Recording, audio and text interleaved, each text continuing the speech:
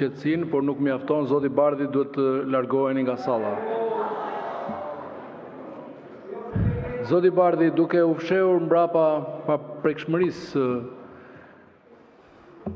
deputetit, ju po merrni peng Kuvendin e Shqipërisë dhe po prishni një seancë të rëndësishme.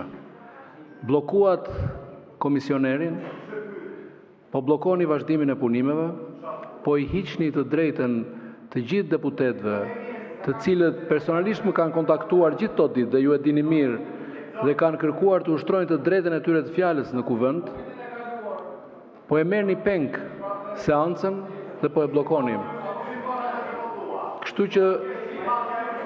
Kështu që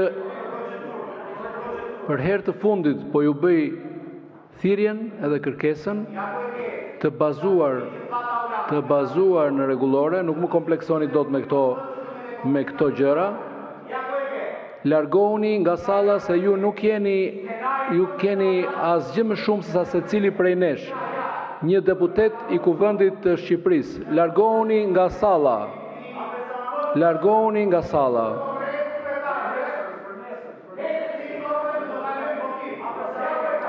Na lejoni të vazhdojmë punimet.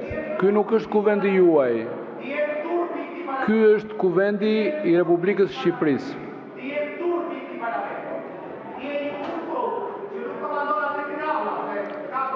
Zoti Balla keni kërkuar fjalën, urdhroni. Zoti kryetari i kuvendit, bazuar në nenin 49 të rregullores kuvendit, në emër të grupit parlamentar të Partisë Socialiste, propozoj ndërprerjen e diskutimeve dhe kalimin në votim me njëherë.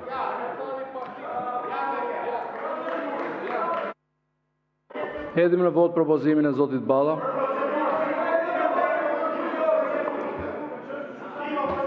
Atëherë, mbas votimit, i numëruat.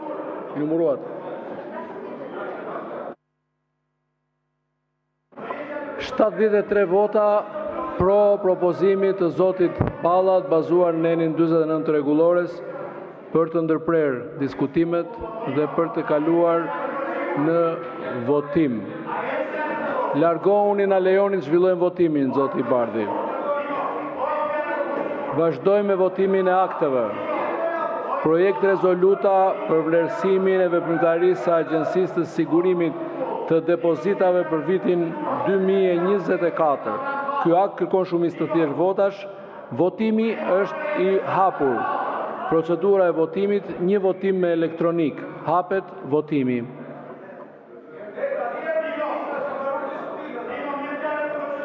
Votoni prezencën. Votoni prezencën.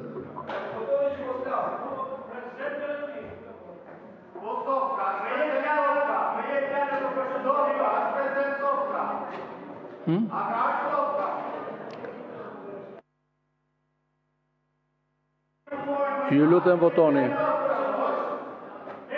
2 vota janë me kartona, 2 deputet votojnë me karton. Mbyllet votimi.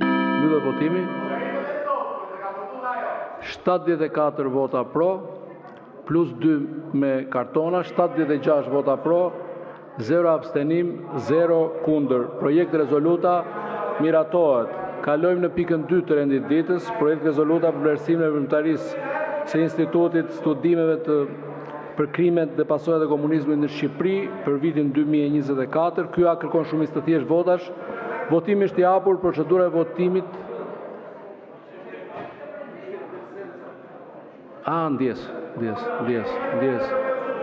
Ndjes.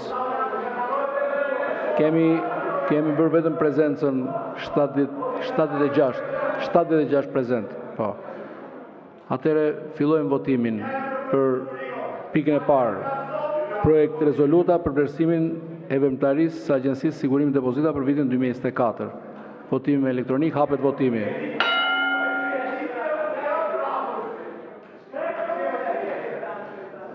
Ju lutem votoni.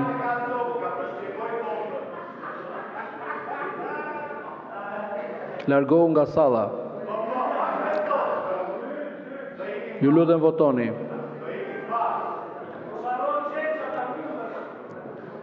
Mbyllet votimi.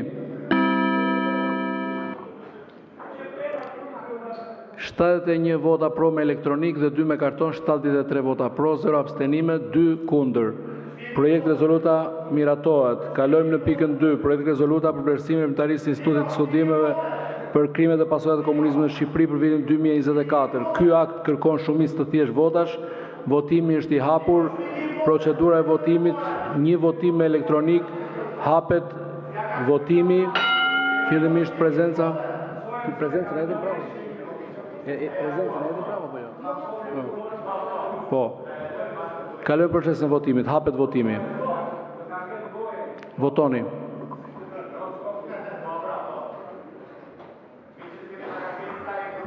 Ka shpejtim votën?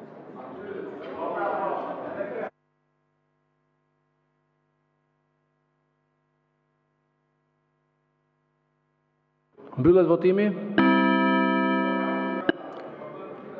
71 vota pro me elektronik dhe 2 me karton, 73 vota pro, 0 abstenim, 0 kundër.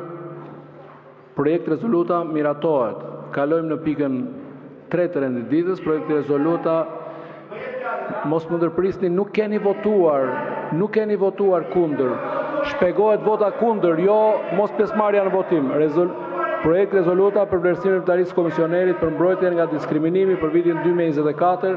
Ky akt kërkon shumicë të thjeshtë votash. Votimi është i hapur.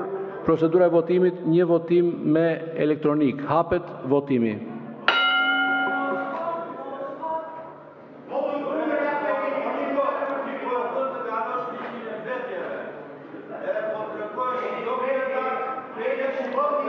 Ju lutem votoni. Votoni me elektronik.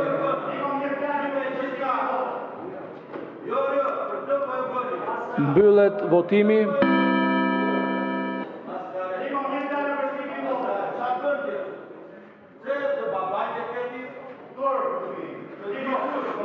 Atëherë 71 vota pro me elektronik edhe 2 me karton, 73 vota pro, 0 abstenim dhe 1 vot kundër. Projekt rezoluta miratohet. Kalojmë në pikën 4, projekt ligji për menaxhimin e integruar të mbetjeve. Ky akt kërkon shumicë të thjeshtë votash. Votimi është i hapur. Procedura e votimit, 2 votime me elektronik. Hapet votimi në parim me elektronik. Hapet votimi në parim me elektronik.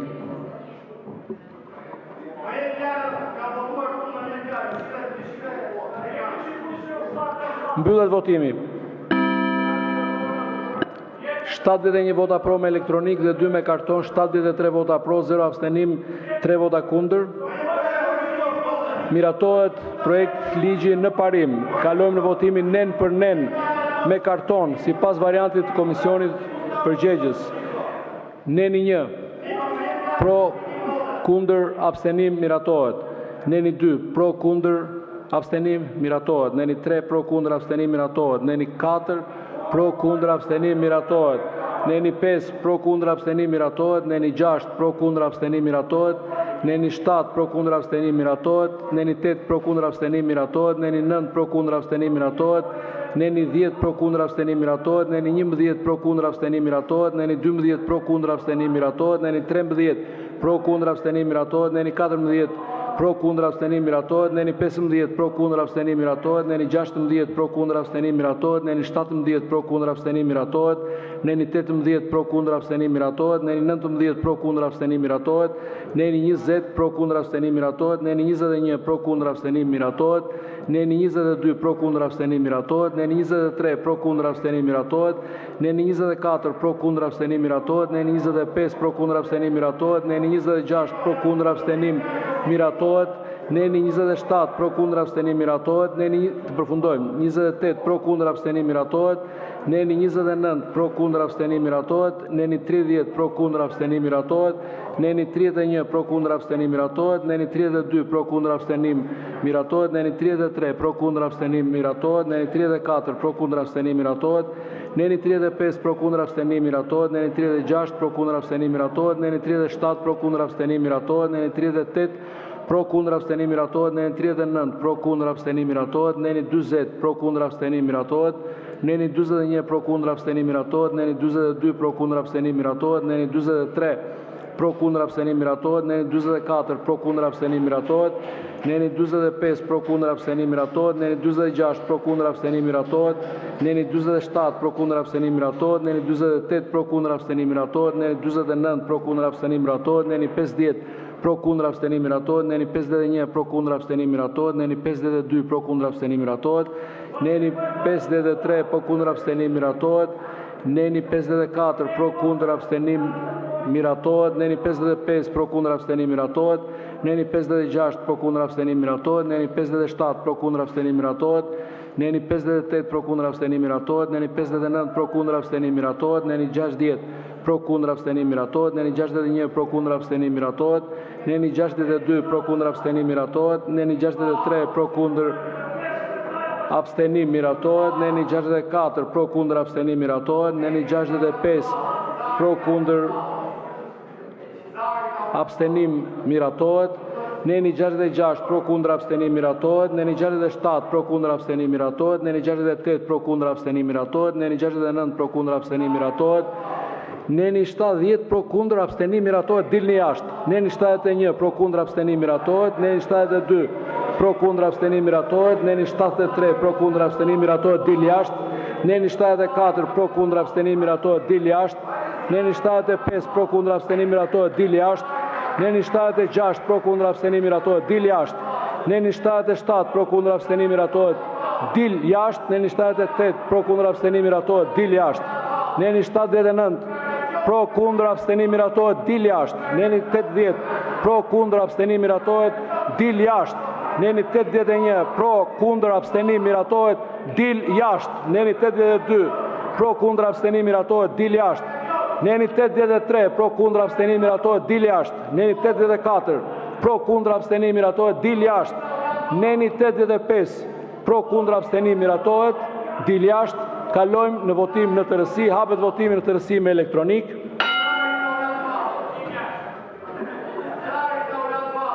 Ju lutem votoni.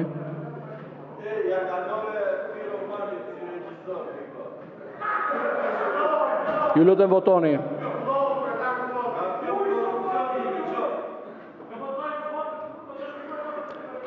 Mbyllet votimi me elektronik. 71 vota pro me elektronik, 2 vota me karton, 73 vota pro në tërësi, në total, abstenimi 0, kundër 9, projekt ligji miratohet edhe në tërësi. Kemi projekt vendimin për ngritjen e komisionit posaçëm parlamentar për shqyrtimin dhe për zgjedhjen e kandidaturave të komisionit rregullator të komisionit qendror të zgjedhjeve. Po lexoj projekt vendimi në mbështetje të nenit 78.1 të kushtetutës, nenit 55 të rregullores së kuvendit dhe nenit 17.3 ligjit numër 10.019, datë 29.12.2008, Kodin Zgjedhor i Republikës së Shqipërisë i ndryshuar me propozimet e grupeve parlamentare, Kuvendi i Republikës së Shqipërisë vendosi ngritjen e komisionit posaçëm parlamentar për shqyrtimin dhe për zgjedhjen e kandidaturave të komisionit rregullator të komisionit të zgjedhjeve me përfaqësim proporcional nga çdo grup parlamentar si më poshtë. Nga grupi parlamentar i shumicës parlamentare caktohen zoti Damian Gjiknuri kryetar, zonja Aurora Mara antar, zoti Ermal Paca antar. Nga grupet parlamentare të pakicës parlamentare caktohet zoti Erd Bylykbashi antar, zoti Ivi Kaso antar. Ky vendim hyn në fuqi më njëherë. Zoti Balla, keni arritur dakordsinë për Për reformën zgjedhore? Po. Sepse në konferencën e kryetarëve është vendosur miratimin Rregullatori jemi dakord. Po për këtë kanë arritur. Okej, pra keni rënë dakord siç ram dakord në konferencën e kryetarëve. Atëherë ky akt kërkon shumicë të thjeshtë votash, votimi është i hapur, procedura e votimit, një votim elektronik, hapet votimi.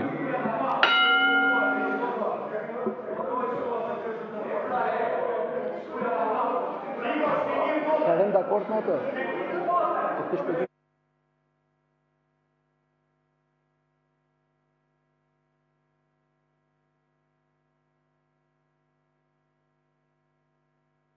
Mbyllet votimi. 71 vota pro në elektronik, 2 me karton, 73 vota pro, 0 abstenim, 1 kundër. Projekt vendimi miratohet. Te pika 5, projekt vendimi për ngritjen e nën komisioneve pranë Komisionit për Bujqësinë, Ushqimin dhe Zhvillimin Rural.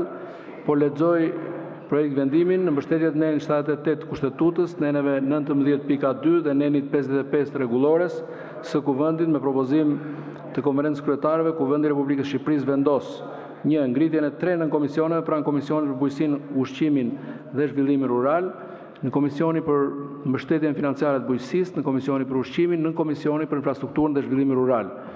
Pika 2, fusha e përgjegjësisë, kryesia dhe antarësia e nën komisioneve do të caktohet me vendim kuvendi. Pika 3, ky vendim hyn në fuqi menjëherë. Ky akt kërkon shumicë të thjeshtë votash, votimi është i hapur, procedura e votimit, një votim me elektronik, hapet votimi.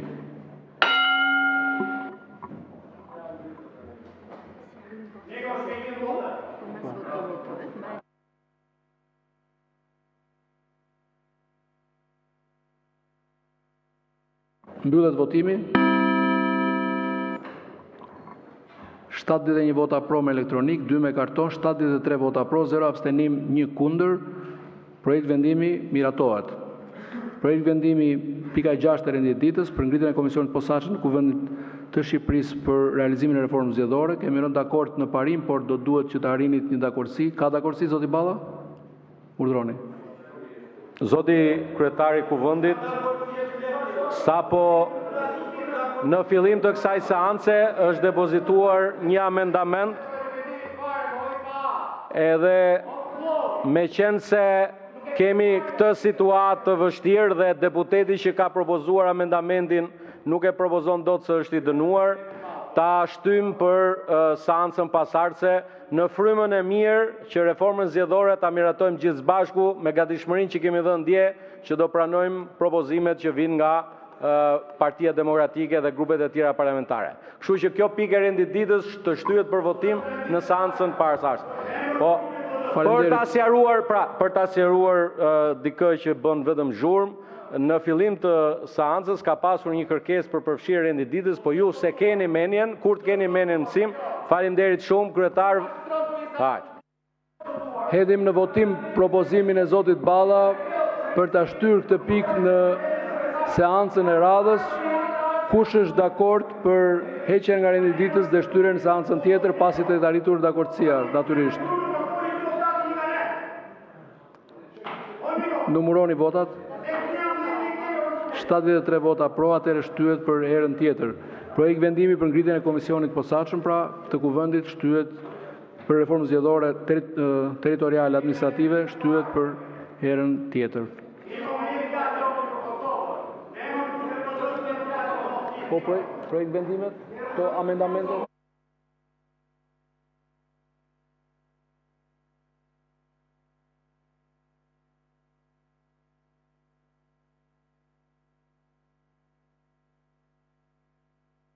Jemi në proces votimi. Pika 7. Projekt vendim për ngritjen e komisionit posaçëm të Kuvendit Republikës së Shqipërisë për reformën administrative territoriale në Republikën e Shqipërisë.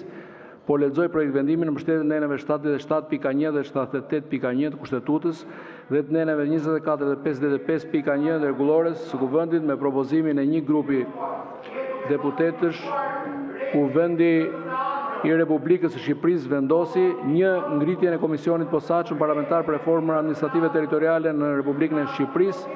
Komisioni posaçëm përbëhet nga 17 antarë, nga të cilët 9 janë përfaqësues grupit parlamentar të Partisë Socialiste dhe 6 përfaqësues të grupit parlamentar të Partisë Demokratike, 1 përfaqësues i grupit parlamentar Aleanca për Ndryshim dhe 1 përfaqësues i grupit parlamentar i Partisë së Lirisë.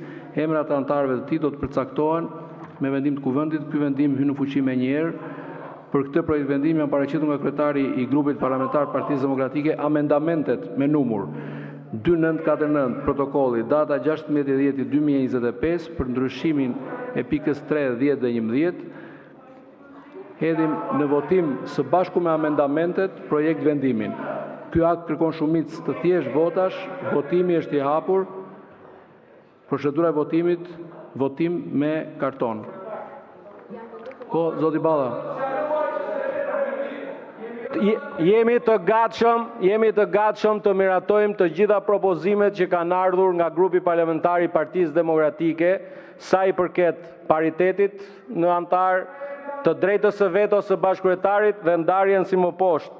16 antar, 8 antar grupi Partisë Socialiste, 6 përfaqësues grupi parlamentar i Partisë Demokratike, 1 përfaqësues grupi parlamentar Aleanca për Ndryshim dhe 1 përfaqësues i grupi parlamentar Partisë Lirisë, sipas amendamenteve propozuara nga grupi parlamentar i Partisë Demokratike. Do i votojmë? Po pse ke silti amendamenti kur s'është rendite? Ku më i ke depozituar sot fillim seancës? Megjithatë, zoti kryetar, se këta e kanë humbur, propozoj ta shtym për datë 30. Faleminderit. Atëherë për të informuar të gjithë deputetët. Zoti Balliu, ju lutem. Zoti Balliu, ju lutem për të informuar të gjithë deputetët në konferencën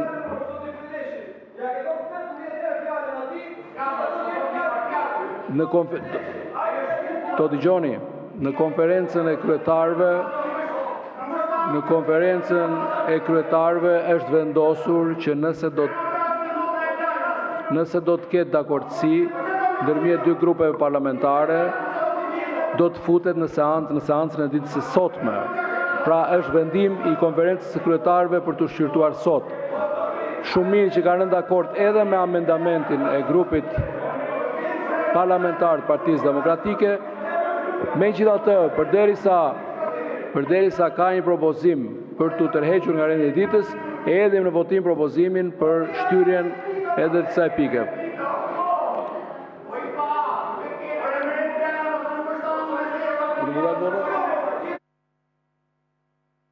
Numëroni votat. Atëherë me 73 vota miratohet heqja nga rendi i ditës sot dhe shtyrja për herën tjetër. Pika 7. Kërkesë për mocion me debat të finalizuar me rezolut në lidhje me njohjen e genocidit serb në Kosovë. Ky akt kërkon shumicë të thjeshtë votash. Votimi është i hapur. Procedura e votimit, një votim elektronik. Hapet votimi.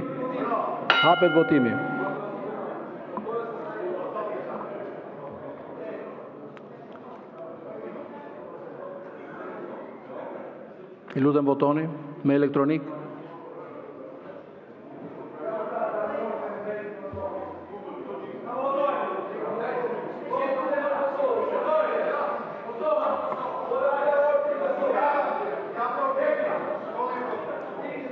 Ju lutem votoni. Po.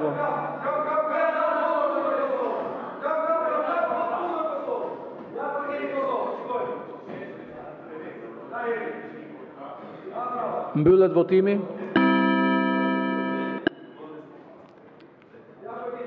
Tridhjetë vota pro, 0 abstenim, 70 vota kundër me elektronik dhe 2 vota kundër me karton, 72 vota kundër.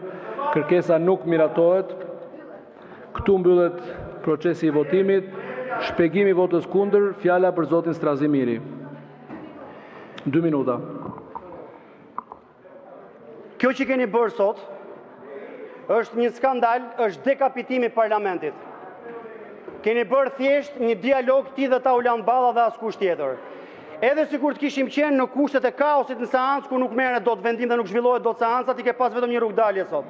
Neni 66 që të jep vetëm një prerogativ, ndërpritet seanca dhe lejohet të caktohet një datë tjetër, jo të ndërpresësh diskutimet e deputetëve. Në këtë parlament ki e parasysh Niko Peleshi, këtu në këtë vend, këta kanë vrarë deputet. Kur është mbledhur seanca pasardhëse, është nisur me një fjali. Ku e lam, fjalën e ka deputeti Filan Fisteku. Ka vazhduar aty ku u la seanca. Të të vitë tur për këtë që po bën, dhe nuk e për ta zgjatë shumë kështu. Shumë faleminderit. Për këtë t'jesh i bindur. Vazhdojmë me diskutimin për çështje jashtë rendit ditës. Ka deputet të regjistruar?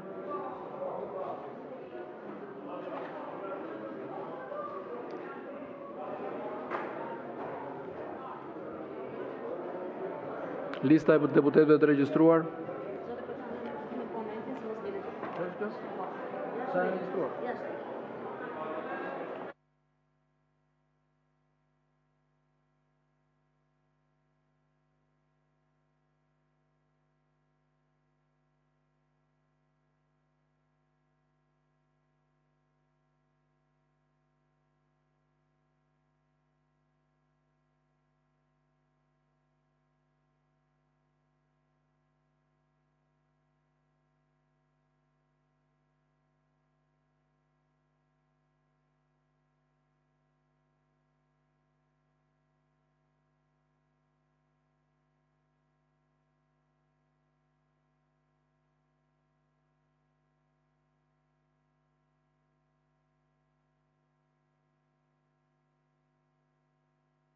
Atëherë për çështjet jashtë rendit ditës janë regjistruar 8 diskutime, 8 deputet.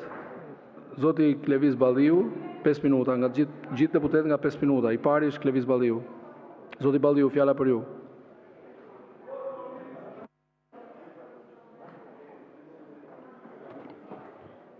Me qënë se është jashtë rendit ditës, dhe normalisht duhet flisnim këtu për qytetarët, po ju nuk I lini rradh qytetarëve me krimet që bëni.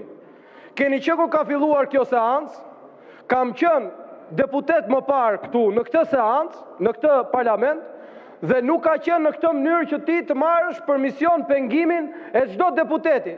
Merret fjala për procedurë, e ndaloni se ke për procedurë. Nuk jepni fjalën për replik, nuk jepni fjalën për diskutim, dhe vetmja gjë që bëni është mbyllim seancën dhe të largohemi. Siç u largua këtu I gjithë grupi parlamentar I Partisë Socialiste.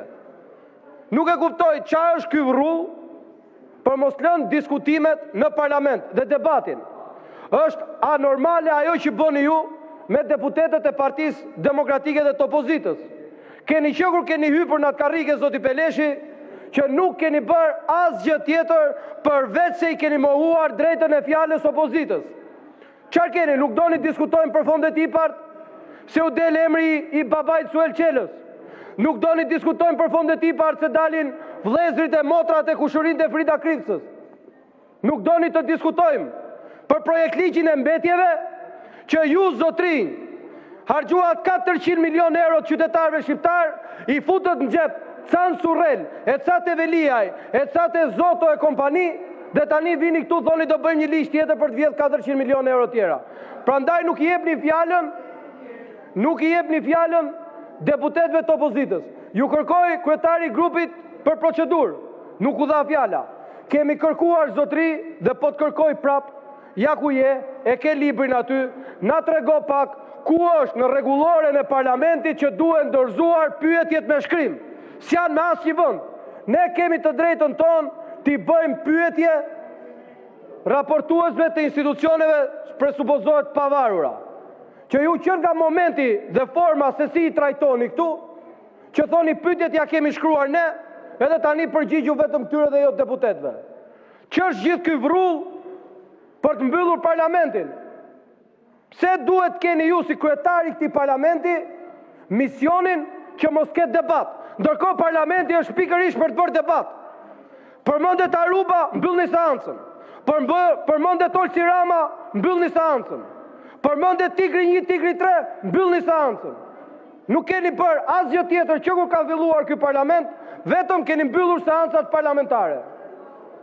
Duhet t'ia jepni të drejtat të cilat I jep kushtetuta këtij parlamenti dhe deputetëve të opozitës, ju keni për detyrë të na I garantoni dhe jo të bëheni një zar I Taulant Ballës. Dhe jo t'i jepni çdo urdhër që jep Taulanti duhet ta. Faleminderit, uluni për këtë gjuhë që po përdorni, nuk ka kuptim të vazhdoni të flisim çështje të tjera jashtë rendit ditës, nëse çështje jashtë rendit ditës është fyerja, kjo nuk pranohet, jo nga unë, po nga rregulloria. Po ta lejonte rregulloria, unë do ta dëgjoja pa problem. Zoti Ardit Bido nuk është prezent, supozohet që është tërhequr nga fjala. Zonja Greta Bardeli.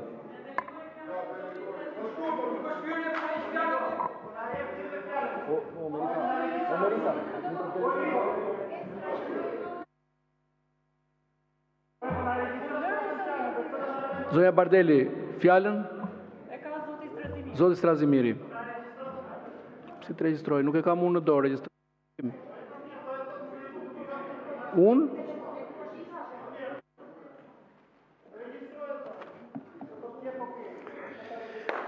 Të nderuar qytetar, ajo që ndodhi sot për herë të tretë, të katërt në Kuvendin e Shqipërisë, duhet ta keni të qartë që është shkelja më flagrante baraz me një grusht shteti që bën kryetari I Kuvendit në bashkëpunim me kryetarin e grupit parlamentar të Partisë në pushtet.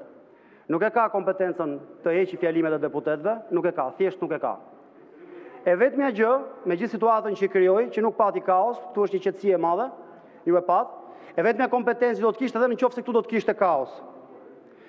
do të ishte nene 66 i rregullores që është i detyrueshëm për zbatim për të. Ashtu sikur se kemi të gjithë ligje dhe rregulla që i kemi të detyrueshme për zbatim, ky i falet vetëm kësaj për këtë punë është atje aq lart. Nene 66 i rregullores kuvendi thot pezullimi dhe mbyllja e seancës plenare. Nëse në sallën e seancës plenare çonohet seriozisht rendi i punimeve, mbyllet seanca. Në rast të mbylljes të seancës plenare pika 3. Kuvendi mblidhet në seancën plenare më të parë me të njëjtin rend dite. Askund nuk shkruhet në rregullore kjo që thot ky, që ndërpriten fjalimet e opozitës. Askund ky nuk e ka këtë të drejtë të marrë dhe thot ju s'do flisni, ju votoni kundër pro miratohet. Kur? Ky e di dhe vazhdon ta bëjë këtë punë. Ka kaluar në këtë mënyrë sot ligjin e mbetjeve, i cili është një ligj që nuk ka një kosto për ju. E pyet qeverinë sa do t'i kushtojë shqiptarëve. Ky pastrimi i ri që po bëni me një ligj të ri nuk thot një kosto. Ka vetëm një shifër në ligj, 86 nene sa lexoj kundër pro miratohet. Minimalisht 30 milion lekë të vjetra deri në 40 milion lekë të vjetra gjob për secilin prej jush, pavarësisht nëse jeni biznes, pavarësisht nëse jeni një fshatar në pikën më të humbur të vendit. E kanë në dorë inspektorët e këtyre dhe ju e dini që kur thuhet inspektor është bazë me patronazhist. Janë ato fytyrat e këqija, që ju vinë dhe që normalisht do të largoheshin çdo kafe që të vinë tek dera dhe të lejnë një flet gjobe në dorë. Këtë kanë bërë sot. Për këtë nuk na kanë lënë të flasim dhe e kanë bërë në kundërshtim me rregulloren e kuvendit.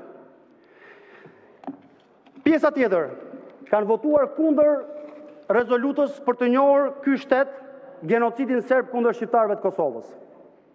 Na akuzuan ne se gjasme nuk e du, se nesër nuk do dalim ka i shohu që bëjnë nesër për Inat Albin Kurtit, jonë për kraje të liderëve të UÇK-s. Jo.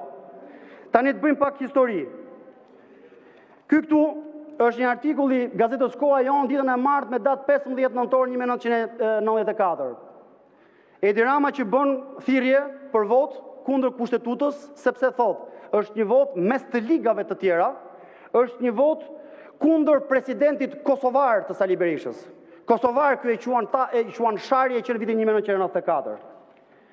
Këta janë foto lebrish shqiptar të gjithë që në vitin 1997 protestojnë me 3 gishta.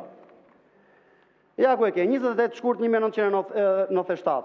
Ja ku e ke edhe këtë tjetrën. Ja ku e keni edhe këtë tjetrën. Labi, kur do të shaj, e dini të gjithë, ka një gjest tjetër të vetin, dakord, me 3 gishta nuk e ka bërë kur, kjo është gjest serb. Ndërkohë, që këto gjeste me 3 gishta, shoqëroheshin me një parull tjetër, o Sali, o Kosovar, do të varim në litar.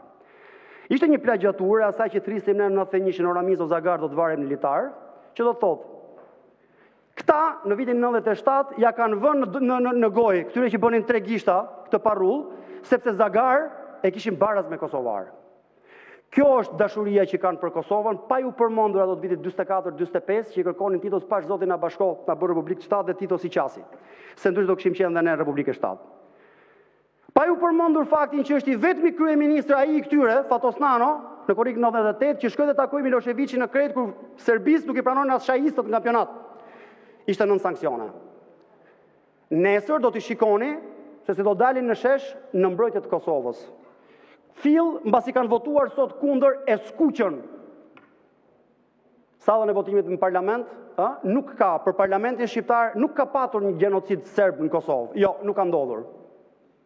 Ata burra që sot janë në Hag dhe që nesër ka do dalin t'i përkrajin, kanë luftuar kot, genocid nuk kishte. Atë thot dhe Vučići që i çoi në Hag. U quan kot, janë thjesht terrorist, janë thjesht bandit. S'kishte asnjë gjë në Kosovë, genocid nuk pati, këta ishin kot, ishin një grup banditësh. Këtë e kanë dhënë sot, këtë i kanë dhënë sot Vučićit. Niko Peleshi mbaje mend. Mendoja se nuk do të kishte një kryetar parlamenti më horr se Skënder Gjinushi në 97-ën. Ja ke kaluar dhe do të përgjigjesh. Faleminderit.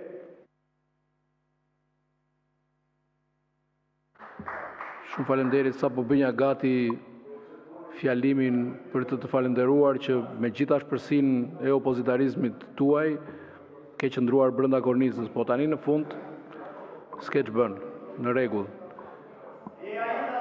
Unë shumë faleminderit. Unë në jetën time, që ta dish, me qenë se jemi jashtë çështjeve të rendit ditës, më dëgjova. Të dëgjova, zotri. E kuptova pra, Faleminderit për referencën. Mbarove. Mua mos më trego fare emra, se unë nuk matem me asnjë emër tjetër. Zotri, të thash që ke bërë opozitarizëm gjithë të ditë, por ke qenë brenda kornizës etike. Tani në fund, përdore një fjalë që nuk të ka jetë. Tani, sa do të jetë, sa do e ashpër edhe e ullët të jetë juaj, unë në këtë mosh nuk kam ndërmend të dal nga kodi im i etikës, dhe kodi im i etikës është ky, që ta dish. Një minutë, po flas për gjë tjetër. Unë kam 20 vjet në politikë. Në gjithë jetën time nuk kam ofenduar, fyer, sulmuar asnjë njeri, as familjarët e tij, as nuk kam përdorur epitete, asnjëherë. Edhe kur kemi qenë në opozit, edhe në pozit, edhe duke qenë drejtues politik, e po ta them që kam bërë 13 fushata dhe kam fituar 13 me këtë mënyrë. Kështu që ju lutem mos e kërkoni tek unë problemin, po gjeje aty afër në 2 metra katror. Aty e ke problemin, nuk e ke problemin te unë. Nuk ta kam hequr unë sot fjalën. As kush s'ka patur interes sot të prish seancën. Seancën e ka prishur Gazment Bardhi. Dakor? Atëre fjalën e kam Mariana Koçeku, 5 minuta. Zonja Koçeku, ndodheni këtu? Jo? Po, urdhroni. 5 minuta.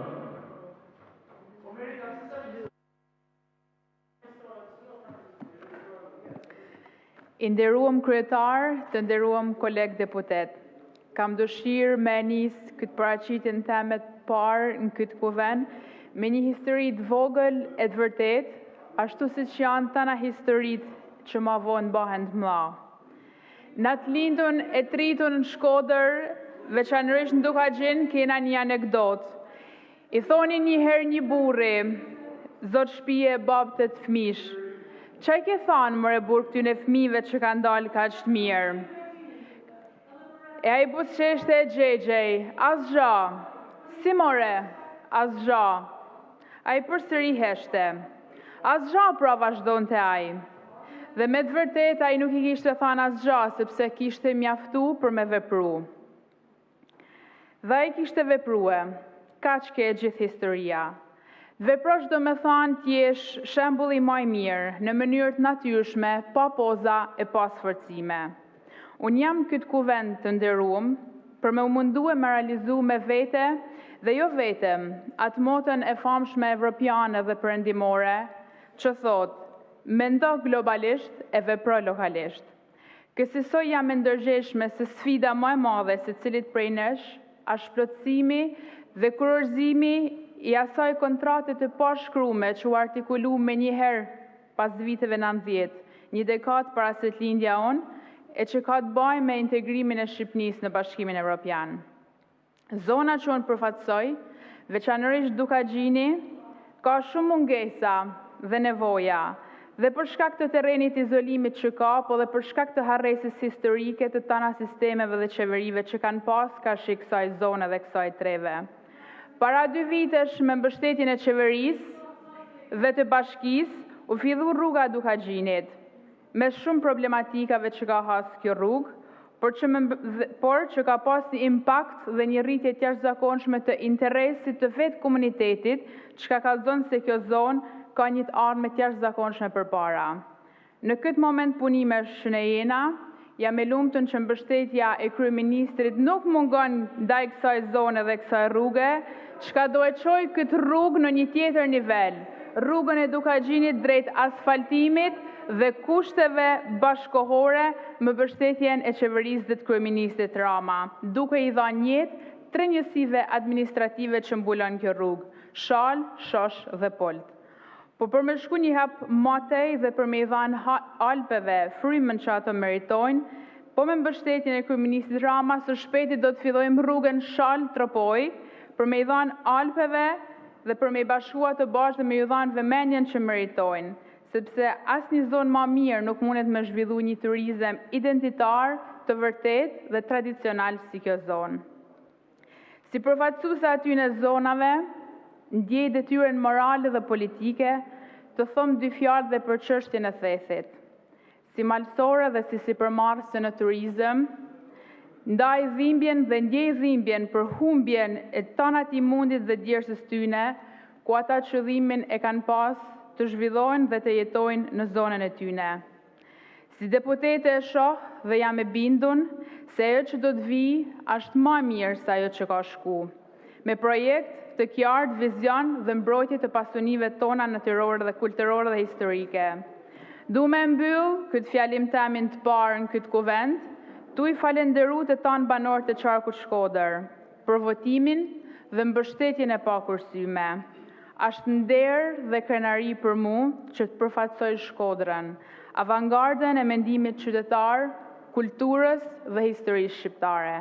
Faleminderit. Faleminderit. Fjalën e ka zoti Isuf Çela. Zoti Isuf Çela, 5 minuta. Zoti Isuf Çela, 5 minuta. Çfarë procedure tani? Jemi jashtë rendit ditës, ka mbaruar rendit ditës. Po s'ka procedurë tani. Procedura është për votimin edhe për rendin e ditës, nuk është për muhabet. Zoti Çela.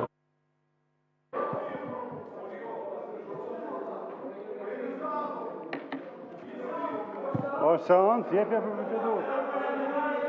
Ndjes, zoti Çela. Zoti drejtues i seancës, zonja dhe zotërinj deputet, të nderuar qytetarë të Tropojës, Hasit dhe Kuksit.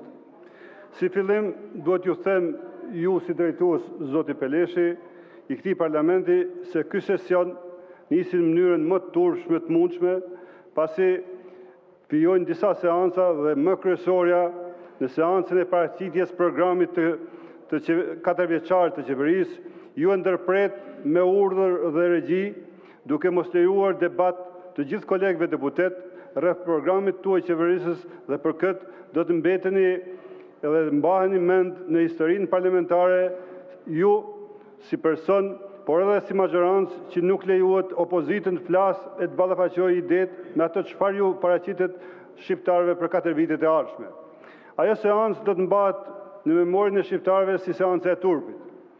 Gjëra të tilla janë të denja për në Korenë e Veriut, Bielorusi, Venezuelë e tjerë, por kurrësi nuk duhet ndodhin në zemër të Evropës, e aq më tepër në një vend që ju i keni vendosur si objektiv antarësimin në Bashkimin Evropian brenda vitit 2030.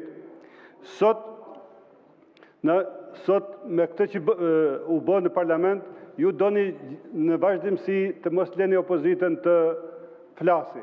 E shohim që debati i opozitës, fjala e opozitës ju u erëson syt dhe në gjitha format po e drejtoni parlamentin në një mënyrë që jo të denjë për ju si deputet me eksperiencë dhe si njeri që vjen nga një qark i cili qarku i kulturës, dijes dhe përparimit. Sot u paraqit edhe në parlament miratimi i ligjit për mbetjet. Në një kohë kur qytetarët ende paguajnë miliona euro për incineratorët që nuk ekzistojnë. Qeveria sjell në këtë seancë plenare një tjetër ligj të ashtu quajtur të integruar për menaxhimin e mbetjeve. Një ligj që njësoj si incineratorët, një ndër skandalet më të mëdha korruptive të dekadës së fundit, synon që trajtimin e mbetjeve ta shohë si biznes, jo si interes publik. Një ligj që mban erë djegje. Ky draft që qeveria sjell sot për miratim parashikon ngritjen e strukturave të reja për menaxhimin e integruar të mbetjeve urbane, por pa ofruar asnjë transparencë të qartë mënyrën se si do të financohen, kush do t'i menaxhojë dhe cilat janë garancitë që historitë e incineratorëve nuk do të përsëriten. Përkundërzi, disa anënë në projekt ligj hapin hapësira për kontrata koncesionare, duke ringjallur modelin që shqiptarët e kanë paguar shtrejt me para publike dhe mungesë llogaridhënie. Sot qytetarët e Shqipërisë paguajnë taksa për incineratorën në Elbasan, Fier e Tiranë, që as nuk ekzistojnë, por faturat lëshohen çdo muaj e nga paratë e shqiptarëve, po çdo muaj ikin miliona euro në për vendet e ndryshme të botës, ndërkohë që mbetet janë shndruar në një nga problemet kryesore të vendit. Të gjithë vuajmë nga kazanët e mbuluar me mbeturina apo në rastin më të keq me mbetjet që digjen qiell të hapur e ndrit diellit. Askush nuk do t'ja di për pasojat, por vetëm për të paguar milionat e incineratorëve. Në Kukës dhe në Tropoj mbetjet digjen, ashtu si edhe në një pjesë të mirë të Shqipërisë. Vetëm pak ditë më parë banorët e fshatit Pobreg në Kukës dolën në protestë pasi qeveria kërkon të ngrejë një landfill aty. E njëjta qeveri që para 12 vitesh në pushtet nuk kanë përmbushur asnjë nga premtimet për riciklim, energji apo përmirësim të mjedisit. Milionat e eurove janë derdhur nga buxheti i shtetit, ndërkohë që mbetjet vazhdojnë të hidhen në lumen, në fusha të hapura apo të digjen në mënyrë primitive pranë zonave të banuara. Në vend që të merren përgjegjësi për këtë dështim, qeveria po e kthen premtimin në reformë të re. Ky ligj që na keni sjellë që e miratuat nuk zgjidh asgjë, përkundrazi, e institucionalizon problemin. Nuk parashikon investime serioze në ndarjen e mbetjeve në burim, në sistemimin e riciklimit apo në nxjerrjen e ekonomisë qarkulluese, siç kërkojnë standardet europiane. Ai është thjesht një tjetër ligj për menaxhimin e mbetjeve, e sheh si biznes në përqendruar në duart e qeverisë dhe klientëve të saj. Pas incineratorëve, një përsëritje e një mbashtrim që ende nuk ka marrë fund. Duhet ngrej një minutë, zoti kryetar, edhe një problem të banorëve andej. Shkatrimi ndërtimet disa banorëve në Valbon nuk është asgjë më shumë se një padrejtësi dhe hipokrizi shtetërore. Shkatrimi ndërtimeve të banorëve të Valbonës, të cilët janë ngritur me shumë mund, sakrifica dhe djerës, është një akt që nxjerr zbuluar dyftërsinë e shtetit sotëm, në vend që të ishte garant i ligjit dhe mbrojtës interesi qytetar, shteti për vite të tëra bëri të paditurin, lejon ndërtimet ngrishin pa asnjë kontroll dhe sot kur objektet janë kthyer në burim jetese për familjet e zonës, shfaqet me buldozer për t'i shkatruar. Pyetja që lind është e thjeshtë. Ku ishte shteti atëherë kur po ngrishin këto ndërtime? Ku ishin sa të njëshi dhe sa të dyshi? Apo vallë tolerancë e qëllimshme duke marrë para e rishvete në dorë e duke i lënë ata në mënyrë të heshtur që të investojnë paratë e tyre në këto ndërtime modeste që do t'ju shërben natyre për sigurimin e jetesës mesatare. Banorët e Valbonës nuk kanë ngritur vile luksoze për spekulim. Ata kanë ngritur shtëpi dhe bujtina për të ushqyer familjet e tyre dhe për të zhvilluar turizëm që qeveria vetë e shpalli si prioritet. Në vend që të përkrahen, të ndihmohen për legalizim apo të kompensohen nëse ka një projekt madhor publik, ata ndëshkohen me shkatërrim të pronës dhe shurje të shpresës. Kjo nuk është drejtësi, kjo është padrejtësi dhe hipokrizi shtetërore. Në një demokraci funksionale, shteti nuk bën rolin e shkatruesit pasiv, por merr përgjegjësi për mosveprimet e tij, ofron zgjidhjet dhe trajton me barazi qytetarët. Valbona nuk meriton buldozer, Valbona meriton zhvillim qëndrueshëm, drejtësi dhe për banorët dhe një shtet që tjetë realisht në shërbim të atyre qytetarëve. Faleminderit. Faleminderit zoti Çela. Fjala për zotin Bujar Leskaj. Nuk ndodhet në sallë. Sipas nenit 46.5, deputeti i cili kur jepet fjala nga drejtuesi i seancës nuk është në sallë, konsiderohet se ka hequr dorë nga diskutimi. Kalojmë te zoti Besart Xhaferi, 5 minuta, zoti Xhaferi. Zoti Xhaferi.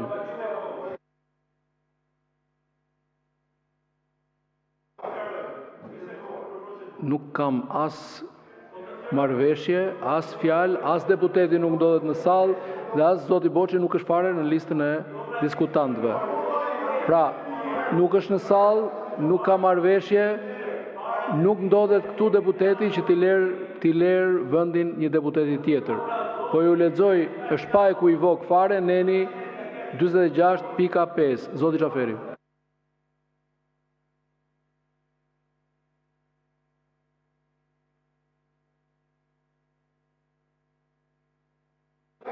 Zoti Xhaferi, do merrni fjalën? Do merrni fjalën?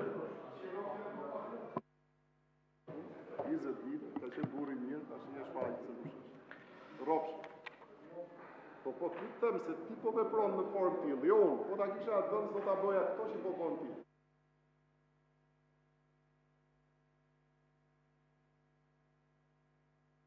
Zoti Xhaferi, do merrni fjalën, ju lutem? Të nderuar qytetar, pas edhe kësaj seance të paralizuar, ku duhet kishim diskutuar normalisht edhe pyetjet për domos ligjin e mbetjeve, të cilat i kemi debatuar në Komisionin e Ekonomisë, Financës dhe Punësimit. Një ligj që kaloi pa kuptim, është një ligj që juve ju prek mbi të gjitha me hijen dhe fantazmën e inceneratorit. Do doja sot kaloja në një temë tjetër, sipas pikës fundit rendit ditës që kryetari i Parlamentit më në fund për respekton për herë të parë, megjithëse seancat i ka paralizuar edhe më parë. Sot një çift i ri e ka të pamundur të blej banesën e parë. Një me mira të rinj që rinë me qira në shtëpitë e trafikantëve të drogës ose të atyre që janë shpallur në kërkim për aferën e inceneratorëve. Çmimet e apartamenteve nuk janë rritur nga rritja ekonomike, por nga injektimi i parave të karteleve dhe korrupsionit, të cilëve Edi Rama ju jep leje ndërtimi në këmbim të haraqit që e paguajnë tek studiot e huaja arkitekturore. Pavarësisht këtij realiteti dramatik të kriminalizimit të institucioneve në kufit e narkodiktaturës, sot ndërmend më vjen një shprehje e politikanit kolumbian, Luis Carlos Galan, që u vra me urdhër të Pablo Escobarit. Do të ketë të ardhme. I hodha një sy asaj kartës së programit tuaj që kishte faqe më pak se libri zgaravinave të Edi Ramës ku projekton kullat, dhe si njëri që kam vite që jap kontribut në sektorin e arsimit, u ndala tek ato 3 faqet e programit tuaj për arsimin. Një ndër sektorët jetik të vendit që në krye keni vënë në eronin e kulturës, që me siguri shkollat i ngatron me ato pikat e voçkla që ndërtohen në zonat e mbrojtura. Ju flisi për ndërtimin dhe rekonstruksionin e 450 shkollave në 12 vite, që nuk i ndani qëllimisht sa janë ndërtuar dhe sa janë rekonstruktuar, por nuk thoni gjysmë fjale për 295 shkolla të mbyllura 10 vitet e fundit dhe as për 254.000 nxënës e student më pak në klasa dhe auditore. Kur premtoni 200 shkolla të reja, nuk thoni asgjë për 200.000 banor në Astir, Kodrën e Diellit dhe Liçenin e Thatë, që nuk kanë asnjë institucion arsimor politik në zonën e tyre të banimit, ndonse e paguajnë prej vitesh taksën për arsimin. Kur pash zotimin tuaj për rritjen e pagës së mësuesve në 1.250 euro deri në 2030, më erdhi ndërmend letra e një çifti arsimtarësh që jepnin mësim në një shkollë të mesme në Tiranë dhe jetonin me qira në apartamentin e një tjetër trafikanti droge. Dhe që banka u refuzonte me përçmim kredin për shtëpi se nuk plotësonin atë 30% të kursimeve që duhet ta kishin vetë. Kur ju flisni për 1.000 laborator inteligjent, ndërmend më erdhën 10 fëmijë në fshatin Kolosh të Kuksit që prej disa javësh nuk shkojnë në shkollën e tyre sepse është 2 orë larg në këmbë, se zyra arsimore nuk u ofron transport, ndeksa me të njëjtin problem përballen banorët e mira fshatrave në Verilindje dhe Juglindje të vendit. Kur dëgjoj nga ju klasat inteligjente dhe oficerët e sigurisë, ndërmend më vjen vdekja tragjike e Martin Canit dhe e qeshura e Ogerta Manisterliut dhe Belinda Ballukut. Kur ish deputeti Aslan Dogjani kërkoi 1 minutë heshtje në këtë parlament. Pyeteni Edi Ramën në cilën shkollë e çon djalin e tij, apo po pret ta çojnë shkollë publike kur buxhetin për arsim ta bëj sa 5% prodhimi brendshëm bruto nga 2.5% që e ka sot Shqipëria. I pa kufi është guximi juaj kur flisni për universitetet në një kohë kur rektorët dhe dekan me plagjatur paraqiten në SPAK më shumë se drejtuesit e bandave për shkak të tenderave korruptiv. Ndonse në këtë parlament kam privilegjin përfaqësoj qytetarët e Tiranës, këtë fushat kam lëvizur në gjithë Shqipërinë, nga Tropoja në Sarand e nga Bulqiza në Lezhë, e me keqardhje them se Shqipërinë se kam parë kurrë më të varfër, më të nënshtruar e më të shpopulluar. Sado Instat i bën makjazh shifrave, e vërteta është se përgjatë një dekade janë larguar 1 milion shqiptar. Dhe i larguat ju që krenoheshit se erdhët me 1 milion vota në pushtet. Dhe mjafton të shikoni rezultatin e zgjedhjeve të fundit për të kuptuar që nga ky vend janë larguar demokrat, socialist, apartiak, por mbi të gjitha janë larguar të rinj dhe kjo është dramatike për vendin tonë. Erinda Kaçorri dhe Rexh Myzyraj, por ju nuk thon asgjë. Por ata janë bashkëmoshatar të mitë që në 2014 humbën jetën pasi u dogjën në një kamion në tentativë për të realizuar ëndrrën e tyre britanike. Ajo tragjedi ishte preludja e atij eksodi pa precedent që në 10 vite i mori pjesën më të mirë këtij kombi, i mori rinin duke na kthyer në azil të madh pensionistësh. Ikën mjek, ikën arsimtar, ikën ekonomist dhe jurist. Njerëz që kanë krijuar familje të reja dhe kthimin nuk e kanë opsion, sa kohë në krye të këtij vendi është një qeveri që u vjedh votën. U vjedh remitancat që u dërgojnë prindërve, i vjedh përmes çdo dite dhe çdo VKM-je. Kur në parlament dëgjoj për arritjen shëndetësi, ndërmend më vjen Krisi Maze që vdiq se nuk i subvencionuat kurimin jashtë vendit ashtu si vdiq edhe Floristel Gjata dhe viktimat e manualit të onkologjikut. Kur ju flisin për bujqësinë të foltore, më del parasysh kryetari i Akademisë së Barinjve, që i shpërndau fondet e IPART në të njëjtin short që i bie dosjet e krerëve të opozitës një gjyqtare me 3 mbiemra. Dhe për të mbyllur, do i rikujtoj propozimet dhe premtimet konkrete të Forumit Rinor Partisë Demokratike për arsimin. Kupon 250 euro në muaj për çdo fëmijë në zonat ku mungojnë shkollat publike derisa ato të hapen. Mbështetje 200 euro në muaj për çdo, po e mbaroj, kam edhe 2 fjali. Mbështetje 200 euro në muaj për çdo student Universitetit të Tiranës dhe ata jashtë saj për të përballuar minimumin jetik dhe rritjen e çmimeve të jetesës. Anullimin e ligjit për arsimin e lartë dhe taks mësimi zero në universitetet publike. Mund t'ju duken drastike, ju të kamurve të pushtetit, por në situatë drastike jemi. Në 2013 kemi pasur 45.000 maturantë, si vjet patëm 27.000, dhe nga këta vetëm 17.000 kanë vendosur të studiojnë në Shqipëri. Të tjerët, ashtu si dhe fëmijët tuaj, kanë zgjedhur të studiojnë jashtë me detyrim. Hesapet bëjeni vetë se sa student do ketë universitetet tona në 2030. Nëse nuk i bëni, fali Zot se nuk dini se çfarë po bëni. Faleminderit. Faleminderit. Fjalën e ka Zoti Arjan Doja, 5 minuta.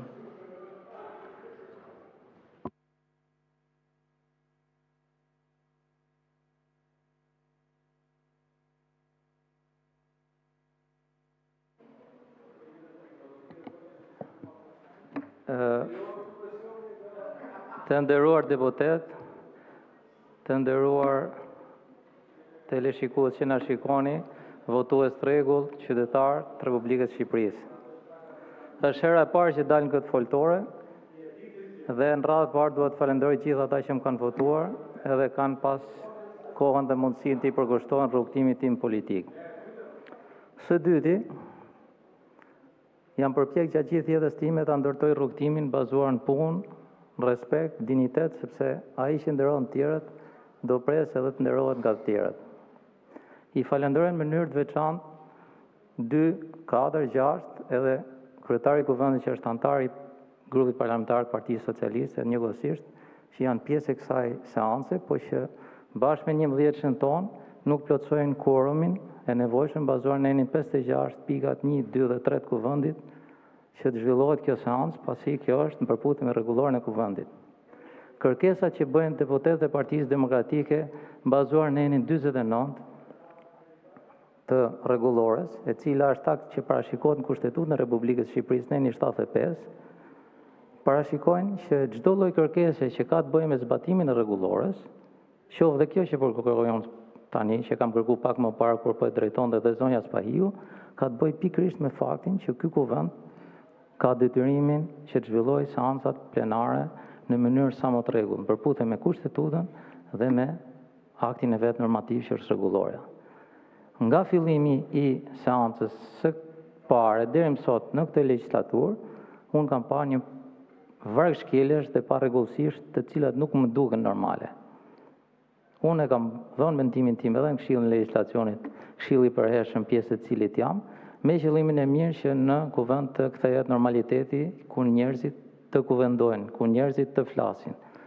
Në enin 73 i Kushtetutës parashikon mundësinë që ne të flasim pa kufizim dhe mos të mbajmë përgjegjësi për ato fjalë që ne themi, përveç rastit shpifjes që është kuadri në nivelin një vepër penale. Në këto kushte, i kam bërë thirrje të gjithë personelin mbështetës kuvendit, pasi janë më të specializuar dhe janë më të përditësuar në praktikën e punës tyre të përditshme kaq vite në parlament, që të respektohet rregulloria dhe gjithë kontribuojmë. Megjithatë, rolin kryesor e ka drejtuesi i seancës, kryetari dhe nënkryetaret. Me keqardhje konstatoj që nuk po gjendet vullneti për ta zbatuar rregulloren. Jo vetëm unë, por edhe pjesë e madhe e grupit parlamentar të Partisë Demokratike duan që të flasin dhe të kontribuojnë me mendimin e tyre kundër ose pro, se nuk është e thonë që do hyjnë me paragjykim në lidhje me këtë fakt. Pra, e drejta për të folë që qytetarët gjojnë mendimin pro dhe kundër është, për të thonë drejt, për të qenë shumë realist, unë e di që është prish godina e teatrit kombëtar dhe do ndërtohet, po shoh batuta, shoh sjellje komike që nuk i shkojnë për shtat këtij vendi. Unë e quaj vend shenjtë që i shërben qytetarët e kështu e kam nisë e kështu do vazhdoj derisa të jem në parlament. Tani, kam 2 çështje për diskutuar që jo kam detyrim zgjedhësve të mi. E para ka të bëjë me projektin TIT për qytetarët dhe banorët e qytetit Durrësit. Janë disa banesa që Fondacioni Shqiptar Amerikan për Zhvillim AADF i është dhënë drejta që të ndërhyjnë në atë zonë dhe do shproncohen. Qytetarët e asaj zone i kërkojnë autoriteteve, qoftë të qeverisjes vendore, qoftë tyre qendrore, që të bëhet një dëgjesë publike në lidhje me këtë fakt. Në fillimet e fushatës time, kur kam diskutuar me një intelektual të qytetit Durrësit, i kam thonë nëse do linte nevoja që me i fjalit thosha se çfarë i mungon Durrësit sot në këtë fushat, ai burri mençur, i ditur, i lexuar më tha, Durrësit i është prek identiteti. Pra, çfarë e dallon Durrësin? Durrësin e dallon historia mira vjeçare që ndodhet qytetërim nën qytetërim, rrënojat e atij qyteti. Sigurisht që ka të gjallë që jetojnë, ka zhvillim ekonomik, ka kohezion social, por nëse ne i heqim identitetin, trashëgiminë kulturore atij vendi, ky thjesht do ishte një zonë urbane, siç do ishte një zonë e re e krijuar rishtasi. Pra qytetarët e Durrësit meritojnë të dëgjohen, u bëj thirrje të gjithë institucionet të dëgjojnë, kanë dalë dhe në protesta. Problemi i dytë që kam është për banorët e lagjes 17 Durrës. Ajo quhet lagja Durrësi i Ri, Këneta, Ish-Këneta e tjera, si kap të dyja zonat, dhe sa herë që bie shi, për shkak të sistemit kanalizimeve ata përmbyten. Është detyrim qoftë i qeverisjes vendore, qoftë i qeverisjes qendrore që të ndërhyjë në mënyrë të menjëhershme, sepse ky është problem jo vetëm social, por është jetik. Pra atyre u sillen dëme të pariparueshme dhe akoma nuk kanë marrë kompensime ose ndihma për dëmet e mëparshme të shkaktuara nga shirat, që janë ngjarje natyrore. Po që shteti duhet marrë masa për shkak se i ka legalizuar një pjesë shtëpive, i pjesë nuk ja ka legalizuar, po i konsideron banorët atij qyteti. Atëherë duhet të integroj jo vetëm në aspektin social, po të krijoj kushtet që ata të jetojnë si njerëz në banesat e tyre, në lagjet e tyre. U bëj thirrje edhe herë, mua s'm keni pa për tirat tavolinave, s'keni vërtet më pa ndonjëherë për tirat tavolinave, sepse nuk e kam atë edukat, nuk e kam atë formim. Por nga ana tjetër, ju bëj thirrje misisht edhe ty, zoti Balla, mos në etiketo gjithë grupin parlamentar se nuk është e sjellshme. I pjesë e grupit parlamentar Partisë Demokratike, që është pjesa më e madhe, duan që të zhvillohet seanca parlamentare dhe duan që të flasin. Dhe fjalën ju apo syresh nuk na takon. Po ta them shumë miqësisht, po ta them parlament na shohin gjithë shqiptarët. Nuk kam asnjë gjë personale, nuk ja zeku emrin me gojë, se nuk kam qejf as ma zeku emrin me gojë. Po ta them shumë sinqerisht, pra nuk e meriton grupi parlamentar i Partisë Demokratike, aq më tepër që po ta them, që i pjesë prej nesh, paktën 6 prej nesh, nuk janë as produkt i listave të mbyllura që të vinë me kokën ulur këtu edhe të bëjnë veprime me rreqi. Zoti Peleshi, bëj thirrje shumë miqësore, të lutem në bashkëpunim dhe me shërbimet mbështetëse të kuvendit, respektojmë rregulloren, ta kthejmë normalitet seancë. Njerëzit duan të dëgjojnë.